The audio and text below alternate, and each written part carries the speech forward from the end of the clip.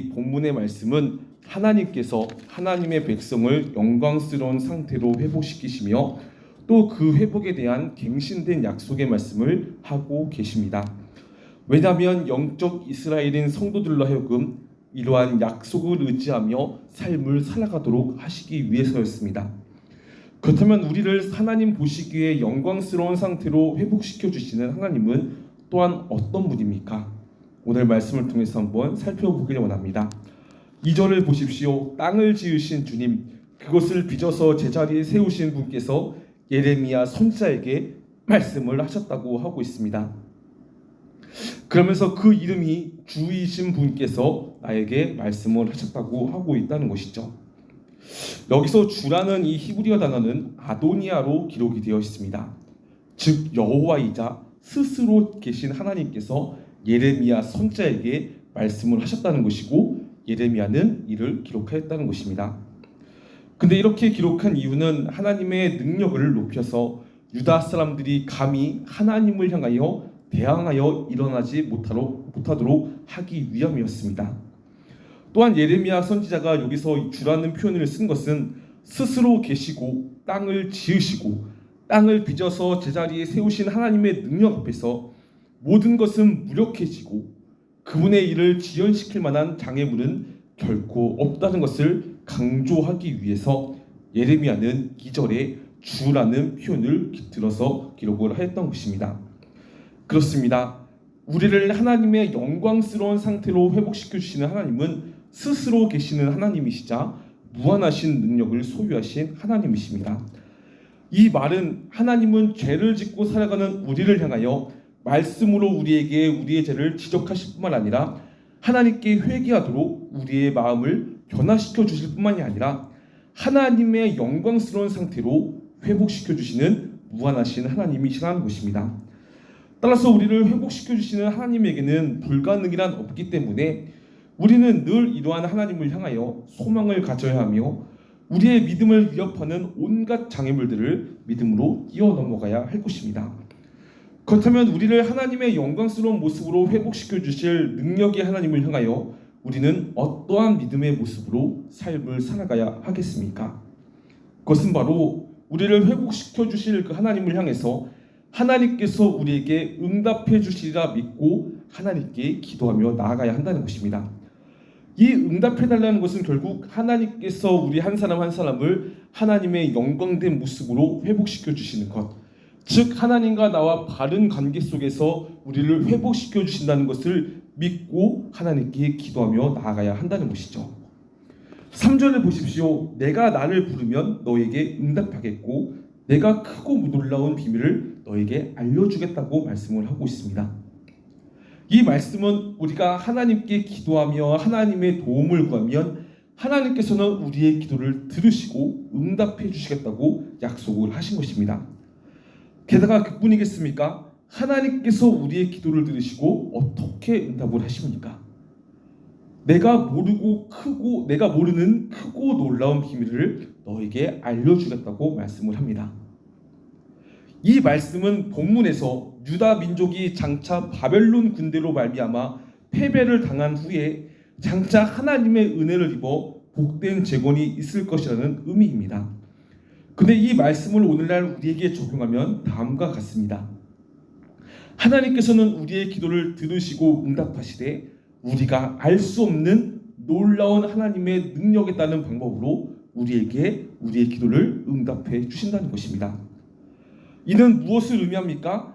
하나님은 우리가 하나님을 향해 기도하면서도 하나님께서 우리에게 어떻게 응답하실지 기대를 하게 하시고 기대 속에서 우리에게 가장 좋은 것을 주시는 하나님을 향하여 계속해서 우리가 기도하도록 하시면서 우리와 하나님과 관계를 회복시켜 나가시는 은혜를 내려주신다는 것이죠. 그러므로 우리는 이러한 하나님의 약속을 바라보며 항상 주의 약속을 생각하고 기억하며 하나님께 기도하고 믿음으로 살아가야 할 것입니다.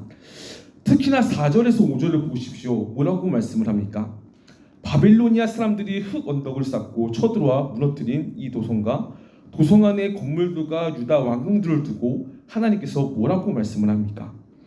유다가 뭉쳐서 바빌로니아 사람들과 대항하여 전쟁을 감행하였지만 하나님께서 그들의 모든 제약들 때문에 이 도성을 외면함으로 인해서 유다 백성들은 전쟁에서 죽임을 당하여 성의 시체들이 가득 채워질 것이라고 말씀을 하고 있습니다. 이 말씀은 결국 바빌로니아와 싸우지 말고 항복하라고 하나님께서 예레미야 선지자를 통해 말씀하신 충고를 무시한 결과 유다 백성들은 이렇게 된다는 것입니다. 그런데 성도 여러분, 이렇게 하나님의 충고를 무시한 유다 백성들은 어떠한 백성들입니까? 바로 하나님의 택한 백성들입니다. 이는 아무리 하나님께로부터 택함 받을지라도 하나님의 충고를 거부하면 보호를 받을 수 없음을 말해줍니다. 쉽게 말해 하나님께서 하지 말라고 한 것을 기어코 어기고 한다면 하나님의 보호를 받을 수 없다는 것이죠. 왜냐하면 이러한 행위는 하나님을 시험하는 행위이기 때문입니다. 이처럼 우리도 하나님의 보호하심만을 맹신하고 하나님의 다른 말씀에는 아랑곳하지 않고 무시하고 내 멋대로 살아가면 오히려 우리는 하나님의 징계로 인하여 우리의 모든 수고가 헛되게 될 것입니다. 왜냐하면 우리의 그런 행위는 하나님 앞에서 분명한 죄이기 때문입니다. 이는 우리가 하나님께로부터 택함받은 백성으로서 하나님께로부터 영원토록 신실한 사랑에 따른 영원한 보호원을 믿고 기대하면서 하나님의 다른 말씀들은 우습게 여기거나 하나님의 말씀을 멸시하며 살아가지 말라는 것입니다. 사실 율법의 시대는 갔고 은혜의 시대가 도래했다고 해서 율법의 역할이 완전히 폐기된 것은 아닙니다.